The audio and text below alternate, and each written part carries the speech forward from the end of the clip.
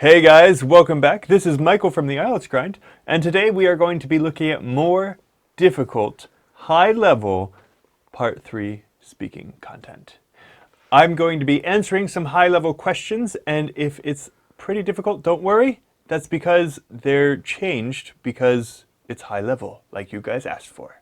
What you need to be doing is listening and stealing any vocabulary that you like, any sentence frames. These are sentences that you can change easily that can boost your grammar or vocab score, and also how I'm answering the questions.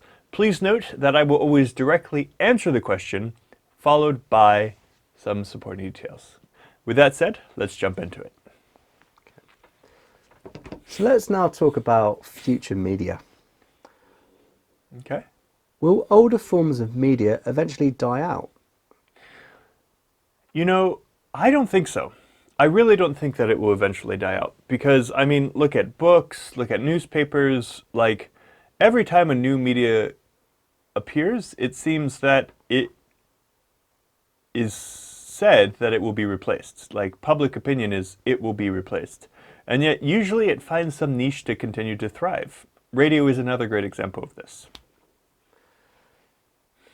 Do you think it's more likely that newer forms of media are dying out than older forms?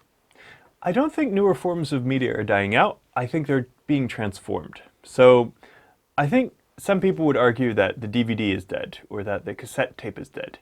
And even though these are older forms of media that are harder to access now, the content is the same. The content is the movie, right?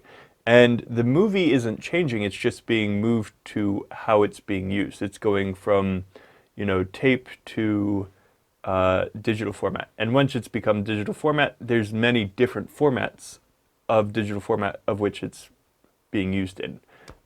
So the media itself, I don't think is changing. The medium of the media is changing, but the media itself is not. In the future, how might people consume media? This is a cool question. I like this one a lot. I think in the next 50 years or so, people are going to start getting brain implants. Like everyone knows Elon Musk. He started yet another company called Neuralink, where they're putting implants into people to help. Right now they're working with primarily medical cases, paraplegics and people who are paralyzed. But eventually Elon Musk is saying that we'll be able to interface directly with the internet and maybe be able to see through our brain the media that we consume. So that's going to be really cool, where instead of watching with your eyes, you'll basically see it in your mind's eye. Yeah, I'm looking forward to that. What are the drawbacks of developing technology like this for society as a whole? Well, in this specific case, with the brain implants, that's hardware that's going into your brain. There's a lot of potential drawbacks. If something goes wrong, it might be lethal. And I think there's also a part of becoming truly dependent on it. Like, if you want to stop using social media, you can put your phone away or even go out in the woods. But once it becomes a part of you, you can't really divorce it from your life. Will everything be recorded in the future? Yes, I think most things are being recorded now, but I think in the future, especially with the rise of drones, like delivery drones are just now starting to become a thing.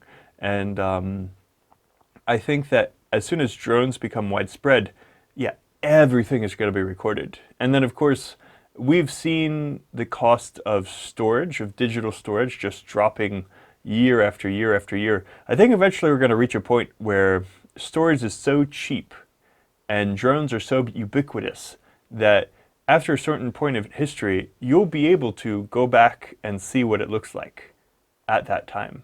Maybe in the far future, it might even be like live, instead of seeing pictures like you can on Google Maps. Right now, if you go on Google Maps, you can see pictures that people upload to Google Maps and see what the weather was like and what the area was like at that point in time. I think in the future, it may be more like video, where you'll see what it was like at that time in video form. Apart from educational, can you see any sort of ways of using this capacity to the advantage of society? Plenty of ways. One of the first things that come to mind is obviously lowering crime. Um, I think a lot of criminals would no longer be able to get away with crimes because you'll be able to see where they are at all moments. But I think it's also going to help shift where how people are using their brains. We're already kind of seeing this with the advent of smartphones and the cloud, where it's more important to learn how to problem solve instead of how to memorize facts.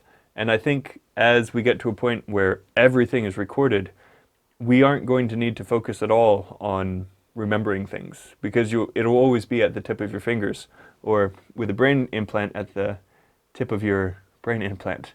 So yeah, I think memory as a whole is going to become a lot less important because of how ubiquitous it is.